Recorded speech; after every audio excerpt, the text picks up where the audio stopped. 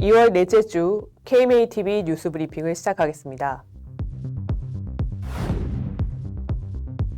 정부의 일방적 의대 정원 증원 추진에 분노한 의사들이 16개 광역시도 의사회를 중심으로 지역별 규탄 집회를 개최했습니다. 서울시 의사회는 지난 15일 용산 대통령실 앞에서 회원 1000여 명이 모인 집회를 개최했고, 같은 날 대전, 울산, 광주, 충청, 충남, 전북, 전남, 경북, 경남, 강원, 제주도 의사회 등이 각 지역 국민의힘 도당 사무실 앞 등에서 집회를 전개했습니다. 앞선 14일에는 경기도 의사회와 대구광역시 의사회, 13일에는 인천광역시 의사회와 부산광역시 의사회가 각각 집회를 가졌습니다. 지역 의사회들은 집회에서 의대 정원 증원 추진 즉각 철회를 촉구하는 한편 의대 정원 증원 저지를 위한 강력 투쟁을 선언했습니다. 의대 정원 증원에 반대하는 전공의들 수천 명이 사직서를 제출하고 진료 현장을 떠났습니다. 전국 40개 대학 의대생들은 동맹 휴학을 결행했습니다. 21일 현재 서울대 세브란스, 삼성서울, 서울 아산, 서울 성모병원 등 대형 병원을 비롯한 전국 수련병원의 전공의 7,813명이 사직서를 제출하고 근무를 중단했습니다.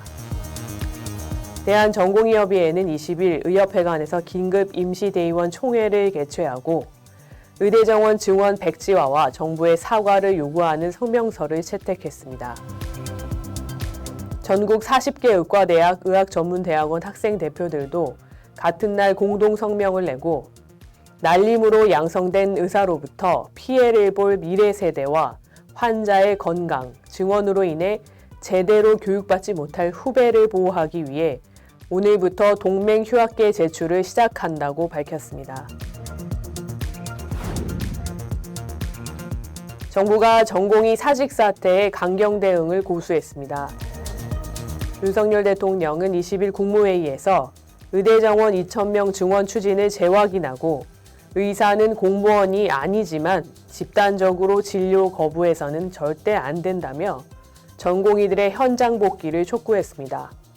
보건복지부는 병원을 떠난 전공의들에게 진료 유지 명령을 내렸고 이후 현장 실사를 통해 근무하지 않은 것으로 확인된 전공의 831명에게 업무 개시 명령을 내렸으며 복귀하지 않을 경우 의사 면허 정지 등 행정처분을 예고했습니다. 이와 함께 법무부와 경찰은 전공의 사직에 대해 주동자 구속 수사 등 강경 대응 방침을 밝혔습니다. 한편 법조계에서는 전공의 개별 사직은 개인 직업 선택의 자유에 해당해 법적으로 막을 수 없다는 지적이 제기되고 있습니다. 대한의사협회 비상대책위원회는 전공의 사직과 의대생 동맹 휴학을 지지하고 만일에 발생할 불이익에 대한 법적 보호를 위한 방안 마련을 약속했습니다. 17일 열린 비대위 첫 회의에서 김태구 위원장은 단 한 명의 의사라도 이번 사태와 연관해 면허와 관련한 불이익이 가해진다면 이를 의사에 대한 정면 도전으로 간주하고 감당하기 어려운 행동에 돌입할 수 있다고 경고했습니다. 또 전공의와 의대생 등 미래 의료 인력 피해가 발생할 경우 모든 법률적인 대응에 대한 책임을 비대위가 감당할 것이라며 회원들의 법률 구조를 위해 즉각 대형 로펌과의 접촉을 시작할 것이라고 밝혔습니다. 이날 비대위는 단체 행동의 시작과 종료 시점을 전 회원 투표로 결정하기로 의결했습니다. 정부와 여당의 의대 정원 증원 추진이 의사들의 표심에 영향을 끼치고 있습니다. 언론 보도 등에 따르면 기존 국민의힘 당원이던 상당수 의사들은 의료를 정치적으로 이용하는 여당에 정치적으로 맞서야 한다는 총선 심판론을 주장하며 탈당하거나 지지 철회를 선언하고 있습니다. 일부 의사들은 탈당 신청서를 자신의 SNS 등에 공유했고 많은 의사들이 댓글을 통해 동참 의사를 밝히기도 했습니다. 윤용선 바른의료연구소장은 자신의 SNS를 통해 탈당 사실을 인증하고 윤석열 정부의 의대 증원과 필수의료 패키지 정책에 반대해 탈당한다고 밝혔습니다. 이와 관련 성무건 인천광역시 의사의 보험이사는 적극적인 지지층 등에 칼을 꽂았다며 국민의힘에 대한 지지를 철회한다는 분들이 많다고 전했습니다. 그러면서 국민 표를 위해 일을 벌였다면 우리 역시 표를 통해 보여줄 것이라고 덧붙였습니다. 의대 정원 증원에 대한 의사 출신 정치인들의 우려가 쏟아지고 있습니다. 국민의힘 안철수 의원은 한 방송사 뉴스 프로그램에 출연해 문제를 해결할 방법을 찾고 거기에 따라 정확하게 의사 숫자를 계산해서 늘려야 한다면서 무조건 숫자만 늘린다고 해서 문제가 해결되지 않는다고 지적했습니다. 더불어민주당 신현영 의원도 기자회견에서 보건복지부는 지금의 숫자가 의료계에서 실현 가능한 의대 정원 수치인지 다시 한번 되돌아봐야 한다고 꼬집었습니다.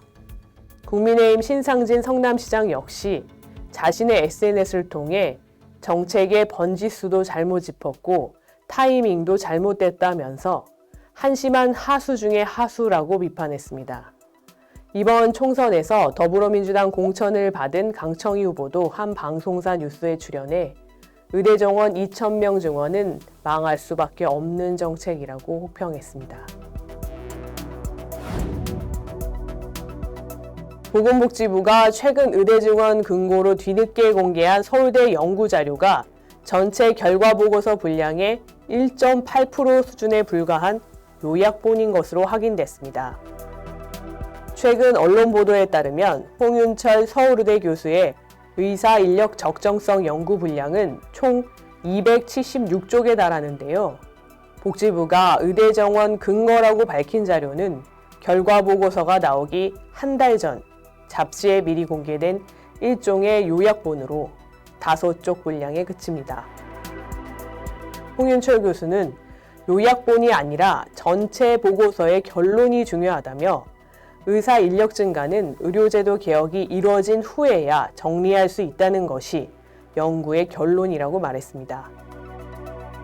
관련 정부 연구 용역을 수행한 신영석 고려대 보건대학원 교수도 정책을 추진할 때 전달 체계, 이용 체계, 지불제도 등을 함께 봐야 하고 인구 변동과 건강보험 지속 가능성 등을 예측하면서 몇 년을 준비해야 한다고 지적했습니다. 한편 의대 정원 증원 찬성론자인 김윤 서울대 의료관리학교실 교수가 지난 2011년에는 의사 인력 확대에 동의하지 않는다는 주장을 펼친 것이 뒤늦게 알려져 논란이 되고 있습니다. 개원 의사단체들이 의대 정원 증원 부작용에 대한 우려를 거듭 제기했습니다. 대한개원의협의회, 정형외과 의사회, 내과의사회, 이비인후과 의사회, 직선제 산부인과 개원의 의사회 등은 입장문을 통해 의대 정원 증원이 의학교육 부실과 이공계 몰락, 세금 낭비와 보험료 대폭 인상을 초래해 국민 건강권을 위협할 것이라고 지적했습니다.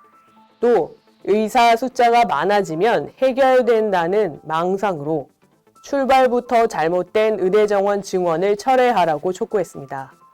특히 정형외과 의사회는 전문가의 식견을 무시하면 예상치 못한 부작용과 후폭풍을 감수해야 한다고 경고했고, 내과 의사회는 의대 정원 증원 강행 시 반대 투쟁 선봉에 서겠다고 선언했습니다. 한편 조규홍 보건복지부 장관은 최근 의대 정원이 늘어나면 의사의 기대소득이 낮아져 무조건적인 의대 지원 현상이 해소될 것이라는 취지의 발언을 해 의료계의 분노를 샀습니다. 정부가 지역 인재 전형 의대생 선발을 확대하면 수험생들의 지역 의대 쏠림이 심화할 것이라는 예상이 나왔습니다. 최근 한 입시 전문학원이 의대 지역 인재 전형을 분석한 결과 24학년도 지방의대 27곳에 수시 지역 인재 전형 경쟁률은 10.5대 1로 전국 단위 선발 수시 경쟁률 29.5대 1과 3배 차이를 보이는 것으로 나타났습니다. 정시 모집 또한 지역 인재 전형 경쟁률은 4.9대 1, 전국 단위 선발 경쟁률은 9.1대 1로 2배 차이가 났습니다. 학원 관계자는 현재로서는 의대 합격 확률이 지방 소재 대학의 지역 인재 전형에 매우 유리한 구조라며 의대의 지역 인재 전형을 노리고 중학생 때부터 지역으로 이동하는 학생이 증가하느냐 등이 관심이 쏠리는 대목이라고 말했습니다. 또 각 지자체는 주목받는 지역 인재 전형을 활용해 지역 전입에 따른 다양한 인센티브를 제공하는 등 적극적인 반응을 보일 수 있다고 분석했습니다.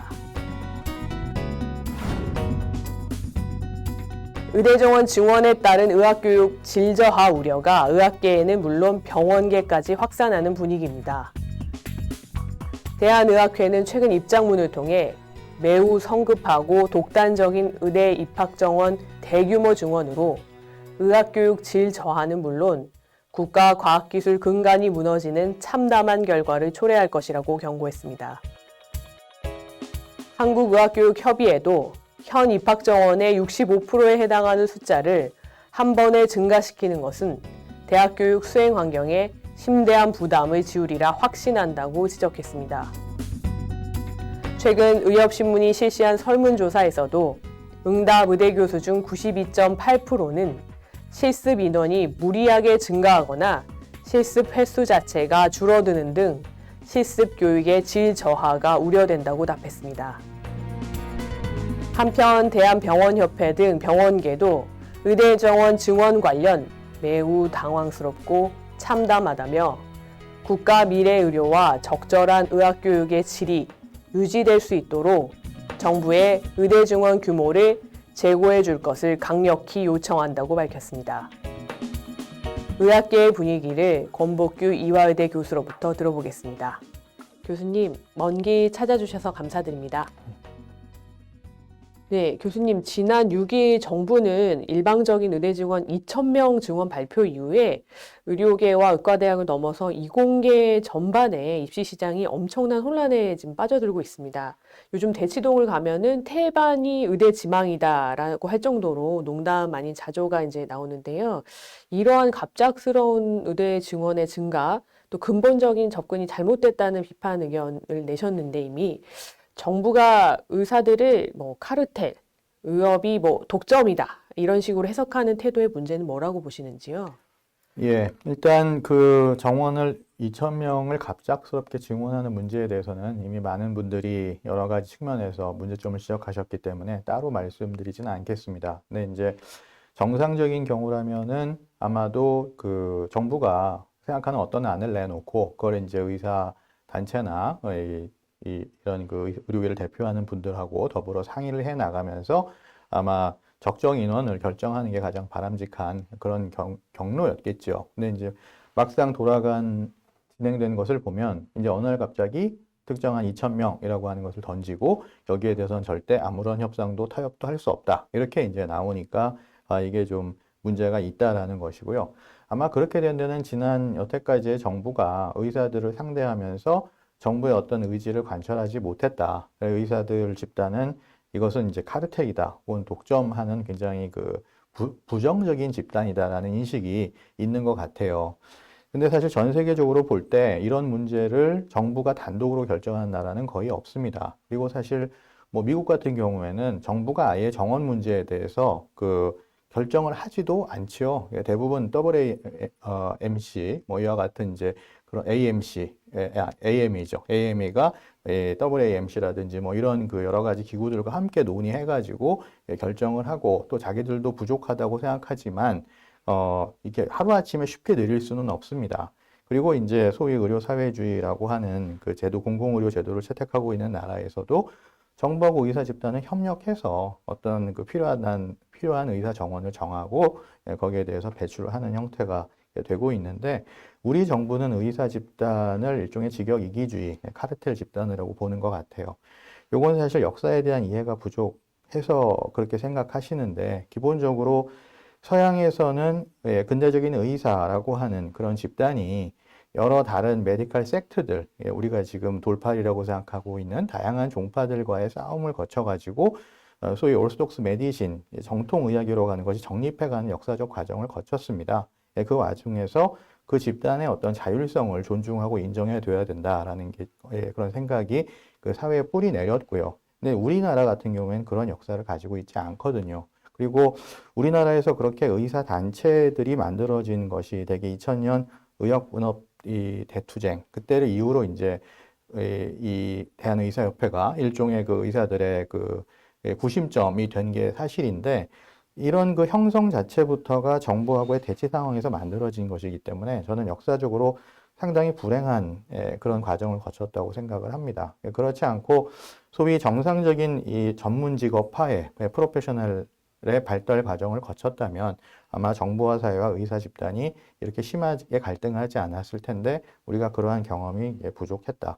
그렇다고 해서 정부가 의사 집단을 카르텔로 보는 것은 상당히 좀 위험한 그런 시각이라고 생각을 하고 있는데 사실 의사가 그 면허를 통해서 환자의 생명과 건강을 돌보는 권한을 부여받은 건 맞습니다. 근데 그것이 의사들이 무슨 독점적 영리적 이익을 취하라고 준 것도 아니고 실제로 우리나라의 건강보험제도 내에서는 그렇게 할 수도 없거든요. 모든 가격과 수가가 정해져 있는데 또 무엇을 급여 비급여를 쓸 수 있는지도 정해져 있는 국가가 정하는 상태에서 의사들이 어떻게 이것을 활용해서 무슨 독점적 이익을 취하겠습니까? 이건 애초에 가능하지 않은 일이죠. 이건 마치 검찰이 우리나라에서 국가의 기소권을 독점하고 있습니다.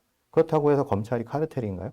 판사가 어떤 재판권을 독점하고 있습니다. 그렇다고 판사를 카르텔이라고 할 수 있을까요? 이거 굉장히 좀 문제가 있는 그런 시각이죠. 문제는 그 겉으로는 그렇게 보이지만 이 근대 국가, 근대 사회라는 것이 각 직역들이 상호 존중 속에서 서로의 전문적인 부분들을 인정해 가면서 서로 상의하고 협의해서 소위 민주주의적인 법치에 따라서 이 절차를 밟아서 어떤 결정을 하고 그것이 이제 국가를 이끌어 나가야 되는 것인데 이것이 어느 일방의 생각, 어느 일방의 주장 이런 거에 따라서 끌고 가져야만 한다면 이것은 서로에게 상당히 불행한 일이 아닐 수 없다고 생각을 합니다. 그래서 이게 지금 정부가 의사들을 어떤 카르텔로 보기보다는 이 파트너, 어떤 정책을 수행하는 데 있어서의 중요한 파트너로 인식을 하고 또 다른 나라에서 근대 국가에서 의사 집단이 어떤 역할을 하는지 또 정부와 어떤 파트너십을 만들어서 일을 하는지를 좀 더 세밀하게 검토해 주실 것을 권고드립니다. 네. 그 대통령실과 복지부의 워딩을 살펴보면 돌이킬 수 없다. 뭐 사직서 수리를 금지하고 처벌하겠다. 전공의 면허를 뭐 취소하겠다. 미래가 좋지 않을 것이다. 뭐 이런 표현을 서슴지 않고 있습니다. 이러한 소통 방식은 의료에 있어서 적정한 방식이라고 보시는지요? 이건 사실은 그 어느 상대를 대해서도 마찬가지인데요. 예컨대 저희가 무슨 범죄 집단이 아닌 이상 만약에 서로 이견이 있으면 설득을 하고 타협을 해 나가는 것이 원칙이라고 생각을 합니다. 그런데 이제 이게 마치 반국가 집단이나 반체제 집단을 상대로 하는 거의 그런 협박조의 워딩인데요. 예컨대 우리가 우리 사회에서 현 체제를 붕괴시키겠다. 이런 사실은 양심과 사상의 자유가 있으니까 그러한 정당이나 그러한 단체들도 있을 수 있겠지요. 아니면은 상당히 부정적인 어떤 신념을 가지고 있는 그런 무리들이 있다. 그렇다면 그런 워딩을 쓸 수도 있을 것입니다. 그런데 이 일이 벌어지기 전까지 의사 집단이 그런 집단이었다고 저는 생각하지 않고 또 지금 이런 것들은 정부가 상당히 일방적으로 이 의사 집단을 통제하겠다라고 하는 의도가 깔려 있는 것으로 보입니다. 통제를 하려면 중요한 것은 기본적으로 의사 집단이 전체가 공무원이 되었다 혹은 군인이 되었다라고 하면 국가의 통제가 가능할 겁니다. 국가가 원하는 분야에서 일을 하게 되고 국가 공무원으로서의 어떤 보수를 받고 공무원으로서의 어떤 이 기본적인 원칙에 대해 동의를 했다면 그럴 수 있을 테지만 사실은 민간인이잖아요. 예, 민간인이고 면허를 주었다고는 하지만 그 면허가 국가가 독점적으로 허용했다라고 보기에는 그건 어려운 측면이 있습니다. 대개 이 성격을 잘 이해를 못 하시는데 어떠한 자격에 대해서 주어진 것이지 그리고 그 자격을 인정한 건 어떻게 보면 국가라기보다는 동료 의사들이거든요. 그러니까 교육과 시험을 통해서 동료들이 이 사람은 의사로서 일할 자격이 있다라는 걸 인정해 주었고 국가는 그것을 보증해 주는 것뿐입니다. 국가가 뭐 이거에 대해서 예컨대 무슨 어장은 이쪽의 어장은 니네들이 독점해서 거기서 저 물고기를 잡고 양식을 해라 뭐 이런 식으로 내준 건 아니거든요. 이거하고는 매우 다른 측면이 있는데 그럼에도 불구하고 굉장히 거칠고 일방적인 그런 워딩을 통해서 의사 집단을 통제하려고 한다. 그리고 과연 그것이 그렇게 급하게 이루어져야 할 성격의 것인가라는 것에 대해서 의문을 금할 수 없죠. 그러니까 의료계하고 여태까지 28번 협의를 했다고 하지만 사실 구체적인 정원을 놓고 상의한 적은 없었습니다. 대부분 필수 의료를 어떻게 개선할 것인가 이런 측면을 가지고 논의를 했지 이 정원을 몇 명을 할 것인가는 일방적으로 정해서 통지를 해놓고서 이거를 못 따르면 당신들은 거의 반국가 단체다라는 식으로 이렇게 거친 어조를 사용하는 것은 상당히 좀 저는 문제가 있다고 생각을 합니다. 이렇게 되면 전문직의 자율성을 상당히 침해하는 것은 물론이고 앞으로 사실 어떤 의사 혹은 의사 집단이 정부 정책에 대해서 협력적으로 가겠습니까? 여태까지 의사 집단이 모두 뭐 비협력적인 건 아니었습니다. 예컨대 코로나 때 전국의 의사들이 얼마나 협력적이었습니까? 그러니까 국가 위기 상황에서 의사들은 항상 정부에 대해서 협력을 했고 그럴 의사가 있고 다들 그렇게 해왔습니다. 그럼에도 불구하고 코로나가 종료된 지 지금 뭐 불과 한 2년, 1, 2년도 안 돼가지고 당연히 어떤 반발이 예상될 거라고 생각하는 정책을 만들어서 일방적으로 몰아붙이면서 그것도 굉장히 이렇게 듣는 사람 입장에서는 굉장히 강한 일종의 압박으로 느낄 만한 그런 그 워딩을 이걸 계속 반복하고 있다는 것은 상당히 유감스러운 일이 아닐 수 없다고 생각합니다. 네, 교수님 말씀하신 것처럼 사실 전 세계도 그렇고 우리 한국 사회도 코로나 엔데믹을 겨우겨우 맞이한 게 뭐 채 1년도 되지 않았는데 그때 그 의료인 의사들의 헌신에 대해서는 저희가 금세 그냥 잊어버리고 갑자기 뭐 온 사회의 적폐인 것처럼 이런 이제 대상화를 하는 것에 대해서 특히 젊은 의사들이 상처를 굉장히 많이 받고 있는데요. 의대 정원 현황과 관련돼서 의료계나 의사를 거칠게 비난하는 뭐 그런 의견들은 뭐 댓글로도 뭐 이기적인 뭐 밥그릇 챙기기다 이렇게 매도를 합니다. 저희는 그 의협에 밥그릇이 있다면은 이거는 국가 경제적인 공동체의 차원, 민생의 문제지 뭐 특정 직역의 문제라고 생각하지 않고 있는데요. 이러한 밥그릇 비난, 뭐 기득권 비난 이런 것들이 지속적으로 횡행하고 적극적으로 좀 이용되는 까닭은 무엇일까요?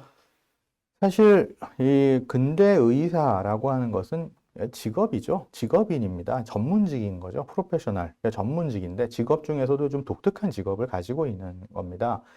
근데 사실 직업이라고 하는 건 기본적으로 생계 유지를 하기 위한 거거든요. 그러니까 이것은 의사가 의협을 하는 것은 뭐 취미 활동이나 봉사로 하는 것이 아니고 이게 생계 유지를 하는 게 기본으로 깔려 있습니다. 근데 이제 우리나라에서 이게 잘 이해를 못 하시고 있는 부분이 결국 조선시대에는 그러한 의사 직종이 거의 발달하지 않았거든요. 그러니까 이제 저희들이 이런 얘기를 할 때 항상 등장하는 게 허준인데, 허준은 뭐 사실 의과도 보지도 않았지만 음소로 이제 의관으로 채용된 공무원이었습니다. 일종의 국가 공무원이었고, 조선시대 일반인을 대상으로 프랙티스를 하는 의사라는 건 조선 후기에나 아주 일부 나타나는 것이지 거의 있어 본 적이 없습니다. 그러면 어떻게 했느냐? 가끔 이제 글을 읽은 선비들이, 유의들이 무슨 질병이 돌거나 그러면 처방을 해주거나 간단한 약을 주거나 하는 일들이 있었어요. 그리고 그런 사람들은 소위 옛날 역사책의 열전이라고 해서 착한 일을 한 사람으로 기록이 남아 있습니다. 그러다 보니까 한국에서는 의사가 보통 직업인이다라는 것보다는 의사는 사회를 위해서 혹은 환자를 위해서 희생과 헌신과 봉사를 해야 된다라는 시각이 굉장히 넓게 퍼져 있습니다. 물론 그런 기대가 있는 것은 어떻게 보면 좋은 일이기도 하고요. 또 실제로 많은 의사 선생님들이 그렇게 살고 계시기도 하거든요. 그렇지 않다면 지금 같은 상황에서 바이탈과를 지킨다는 것은 굉장히 무망한 일이라고 여겨지는데도 불구하고 아직도 많은 분들이 그렇게 살고 계십니다. 그런데 우리나라가 이게 굉장히 그 일종의 굴절된 근대화 과정을 거치면서 소위 근대 자본주의적 시장 질서, 근대 시민사회 이런 것들이 아직 온전히 뿌리를 내리지 못했죠. 네. 그러다 보니까 이제 어떻게 보면 굉장히 중요한 일이라고 생각하는 이 의협에 종사하는 사람들이 자기의 생계 이런 것들을 꾸릴 수 있다는 것에 대해서는 좀 부정적인 생각들을 많이 여전히 남아 있습니다. 그리고 또 한편으로는 의사가 고소득이다라고 하는 것 때문에 그런 시각이 더욱 커지게 되는 측면도 있고요. 어제 그 김윤 교수님이 뭐 사실 35세 전문의가 뭐 3억에서 4억을 받는다고 말씀을 하셨는데 저는 그 데이터가 어디서 나왔는지 모르겠습니다. 제 주변에서는 그렇게 받고 있는 사람 거의 찾을 수가 없거든요. 그러니까 아마 일부 소위 성공했다고 하는 어떤 개원가의 일부 선생님들이 아마 그렇게 버실 수는 있겠지만 대부분 그렇지 않고 약간 중상층 정도의 생활을 하고 있는데 이제 거기에 대해서 일부의 어떤 그 굉장히 부유한 의사 이런 것들 또 이제 이런 분들이 또 유감스럽지만 또 이렇게 SNS나 이런 걸 통해서 자랑도 많이 하세요. 이런 것들을만 보시다 보니까 의사들은 어떻게 보면 아픈 사람들을 빌미로 호의호식을 하는 그런 집단으로 인식이 되는 측면도 있겠지요. 그러나 중요한 것은 의사도 이 업을 통해서 생계를 유지하고 가족을 부양해야 되는 직업인이고 전 세계 어디서나 의사들의 삶의 어떤 표준은 그래도 한 중산층은 되어 가고 있다. 이게 이제 OECD 국가들 대부분이 그렇고 그렇게 맞춰져 있는데 그 의사들을 너무 이렇게 탐욕스럽다고 생각을 하시진 말았으면 좋겠다고 생각을 합니다. 그리고 정말 탐욕스럽다면 예컨대 어떤 바이탈과 같은 경우에는 굉장히 많은 돈을 불러야 되죠. 사실은 원칙적으로 이게 정말 시장 경제에 따른다고 한다면. 근데 우리나라는 원천적으로 그럴 수도 없습니다. 이 바이탈과는 다 보험 수가에 묶여 있죠. 그러니까 결국은 바이탈과를 하는 선생님들은 돈을 번다고 해도 한계가 있을 수밖에 없는 게 대한민국의 현실입니다. 그것을 대부분 이해를 못 하시고 대부분 돈을 많이 버는 일부 선생님들은 이제 바이탈과가 아닌 분야에 종사하시는데 그런 것들을 보고 그 비난을 많이 하시죠.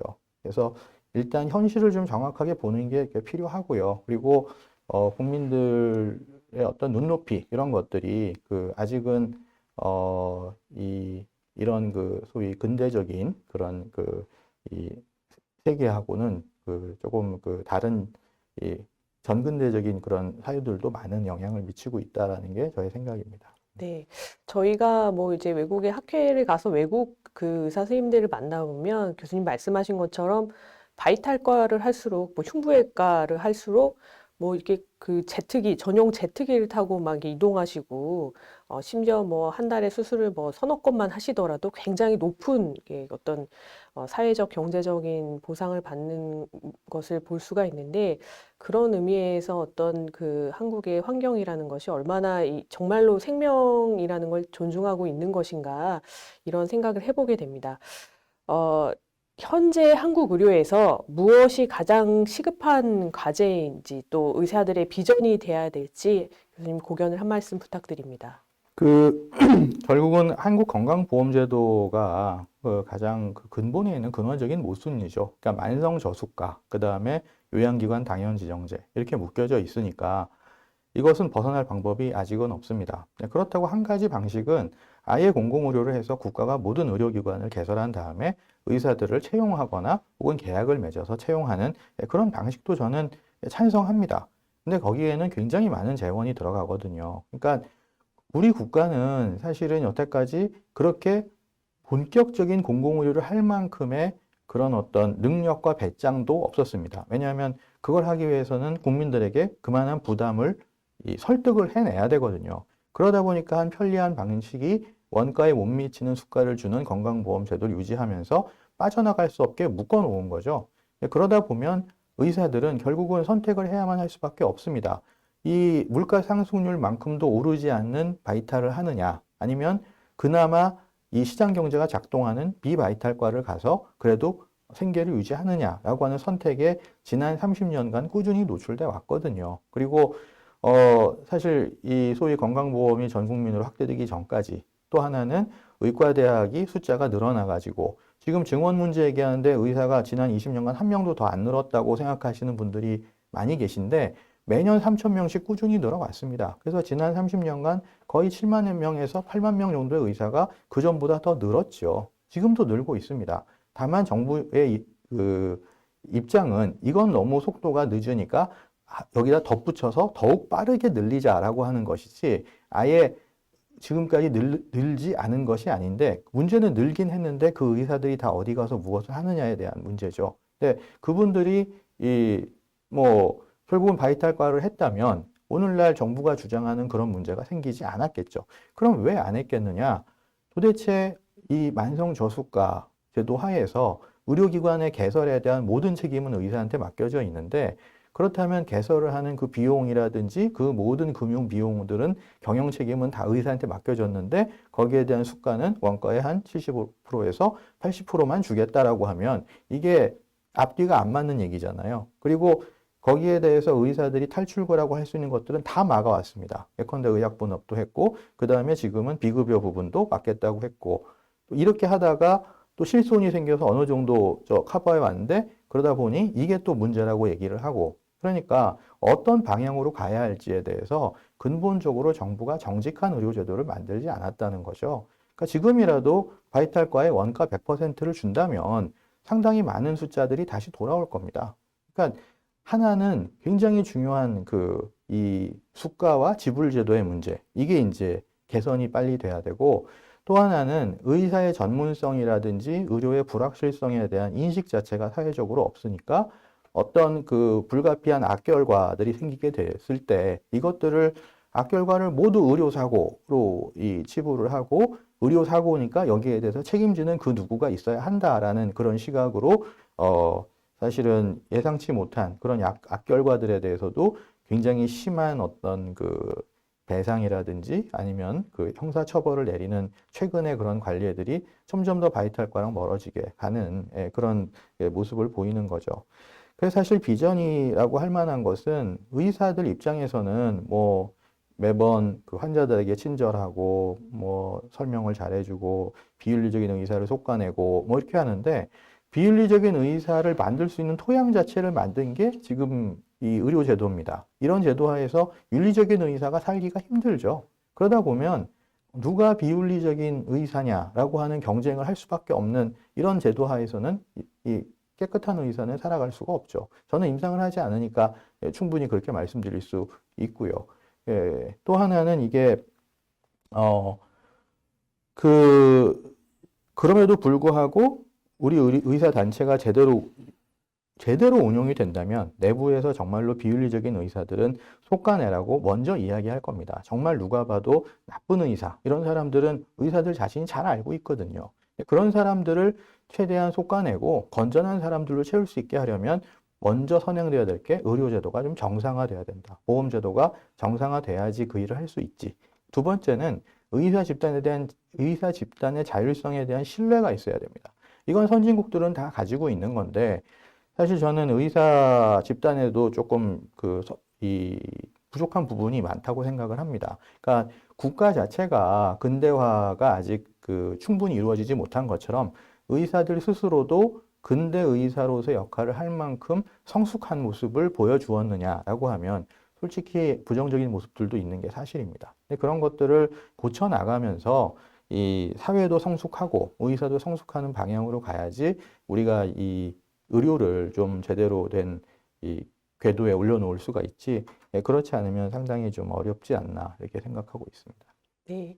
교수님, 우리 사회가 근대 이후에 압축 성장, 급속 성장, 고속 성장을 하면서 좀 많이 따라가지 못한 것들이 있는데 그런 것들이 의료계에도 많이 좀 반영이 되고 있고 그럼에도 불구하고 선의의 목적으로 의료를 행하는 그런 인구를 우리가 좀 독려하는 사회가 돼야 되겠다 이런 말씀을 주신 것 같습니다. 네, 오늘 귀한 말씀 정말 감사드립니다. 네, 감사합니다. 이것으로 뉴스 브리핑을 마치겠습니다. 감사합니다.